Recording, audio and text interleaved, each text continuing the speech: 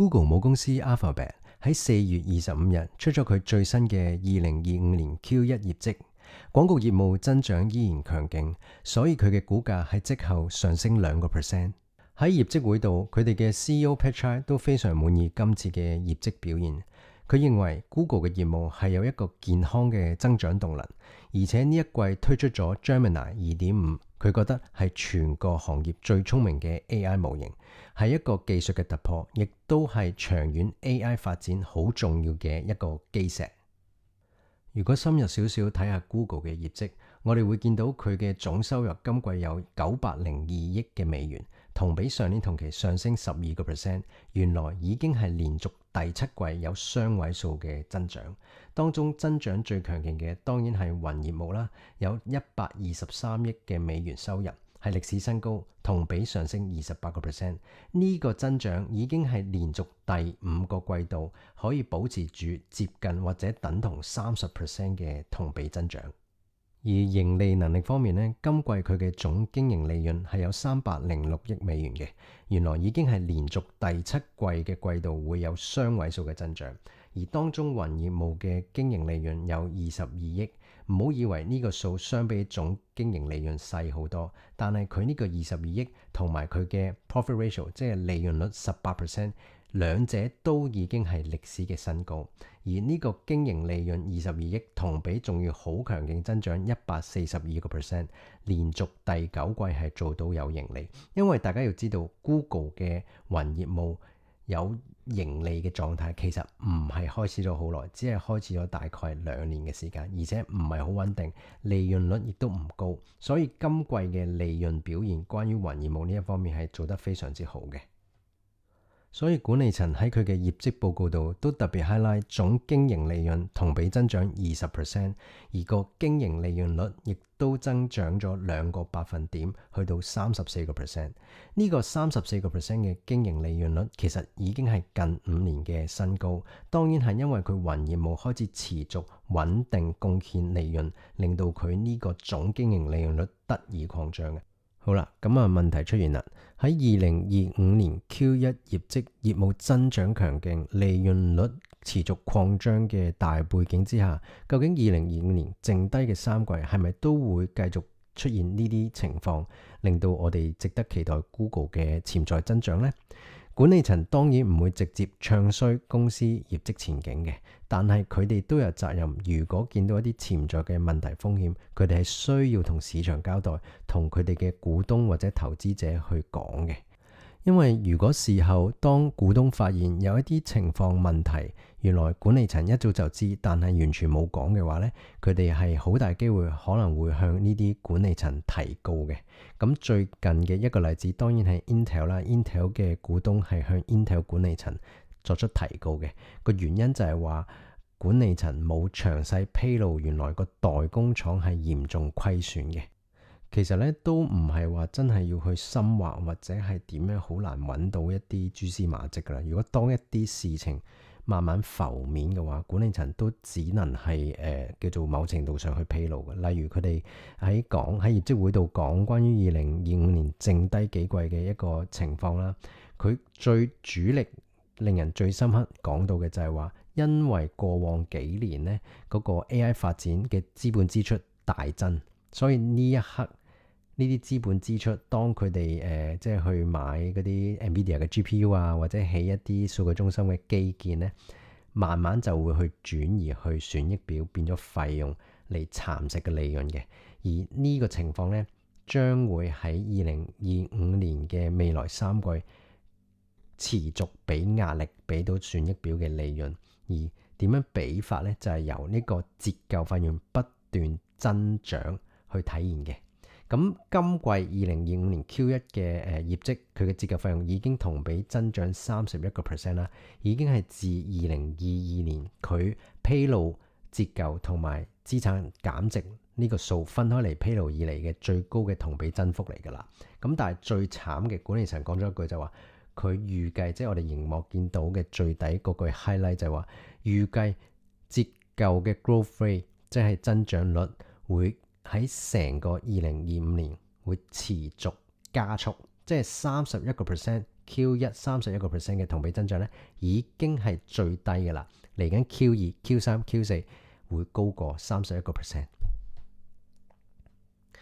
咁另外第二樣嘢蠶食利潤嘅因素咧，就係話佢啲員工成本嘅。咁佢都其實講得好清楚，唔係太過轉彎抹角嘅。佢話咧，預期一啲關鍵投資領域嘅啦，應該都係 AI 啦，個員工人數係會增長嘅。咁啲人會問啦，點解你 Q1 其實個員工成本薪金都唔係特別高？點解呢？原來佢喺 Q1 嘅時候咧，係關於一啲叫股份支付俾員工嘅，都係員工費用咧，就有一啲叫做時間上嘅調整，所以咧令到2025年 Q1 咧呢個費用其實唔係太明顯，但係個重點係咩呢？嚟緊幾季就會增加噶啦，因為佢調翻轉講就係話 Q1 嗰個股份支付叫做 First Quarter Stock-Based Compensation 嘅 expense 咧係 relatively lower， 低過 compared with the remaining quarters of the year。即係話嚟緊 remaining 即係Q2、Q3、Q4 咧都係會上升嘅，咁即係 depreciation 會持續上升啦。Q2、Q3、Q4 人工股份支付嘅一個費用亦都會繼續持續上升嘅。而當管理層俾分析師問，其實你哋使咁多錢一早知，咁但係有冇一啲叫做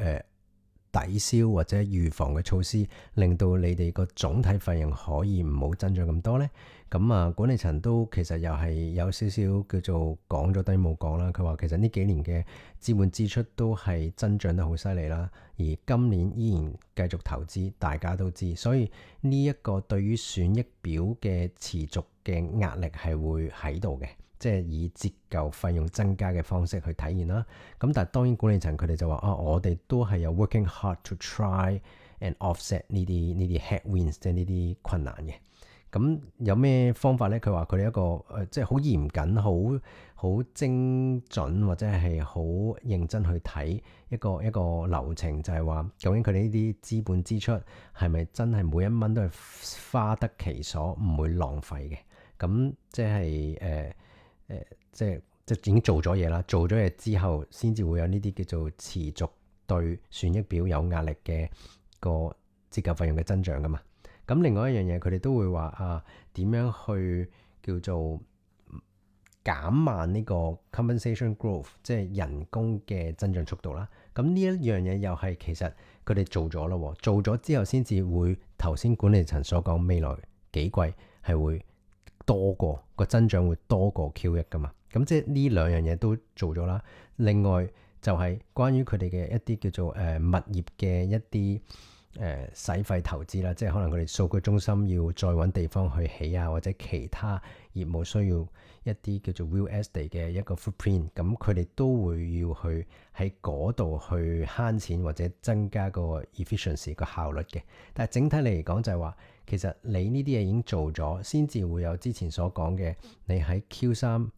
Q2、Q3、Q4。你嘅折舊會增加，你個人工費用、股份支付都會增加噶嘛，所以其實基本上呢一 part 係冇乜直接 address 分析師嘅問題嘅。咁另外亦都有分析師咧，好記性就話6個月前管理層 Google 管理層你哋講過，其實對於資本支出增加，其實唔係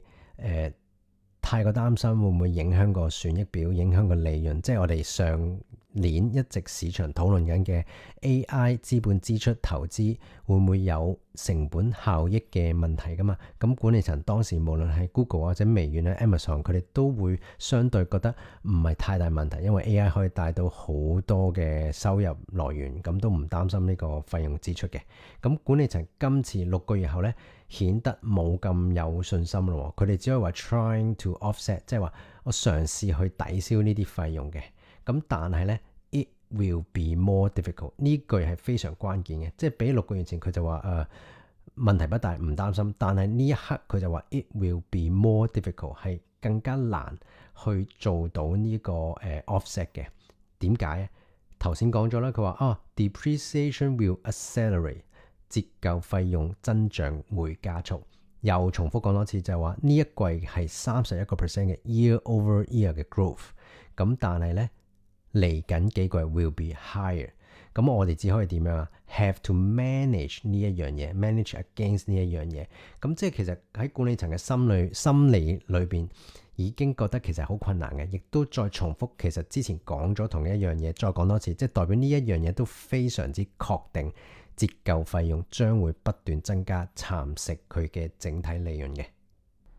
雖然只係短短嘅數分鐘啦，咁我諗大家聽到呢個位呢，其實對於 Google 嚟緊 Q2、Q3、Q4 嗰個費用嘅增長速度加速呢一個情況呢，都幾清晰同埋掌握到，因為管理層都係講得好直接、好肯定，而且多次重複嘅，咁即係可以話呢一個事情嘅發生呢係毫無懸念噶啦。咁但係如果大家對於其實其他分析師嘅關鍵問題，例如呢一個就係話佢哋聽咗管理層講咗咁耐，費用係會增加嘅，嚟緊幾季，咁究竟點樣影響嗰個毛利率、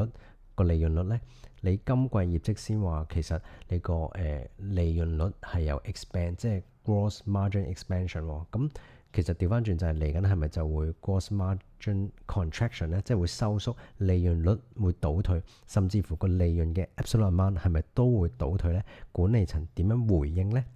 咁另外仲有一個好關鍵嘅問題，費用增加你係咁肯定嘅，咁關於呢個 AI 業務嘅收入個增長情況係點呢？因為你呢啲費用增加主要係嗰啲資本支出 AI 發展嘅折舊費用啊嘛，咁其實為咗就係嗰啲 AI 嘅收入，咁你係咪都可以好肯定去俾到投資者或者市場知道個嚟緊幾季嘅前景呢？咁可唔可以叫做 compensate 或者係叫做令到你就算費用持續增加，但係你個收入增加嘅程度可以 cover 翻嘅話，咁其實可能都唔係好大影響到你嘅利潤噶嘛。咁呢兩個關鍵問題呢，其實都好值得我哋去真係去深入去研究嘅。呢個先至會判斷到究竟2025年 Google 仲係咪值得我哋去投資嘅一間巨型雲端 AI 科技巨頭嘅。咁仲有就係呢，同行嚟計 Google 嘅 PE， 唔知大家有冇留意，就係遠遠低於 Amazon 同埋 Microsoft 嘅。大家都係三巨頭，三個雲巨頭，點解 Google 嘅 PE 特別低？係咪佢特別抵買，定係有其他原因呢？咁如果想知道以上呢啲關鍵問題嘅答案呢，其實我喺我嘅 Patreon 度都有詳細嘅分析同埋講解嘅。咁你哋如果有興趣想知道，都可以點擊以下嘅連結去獲取完整嘅分析嘅。咁今日多謝大家嘅收聽，下次再見。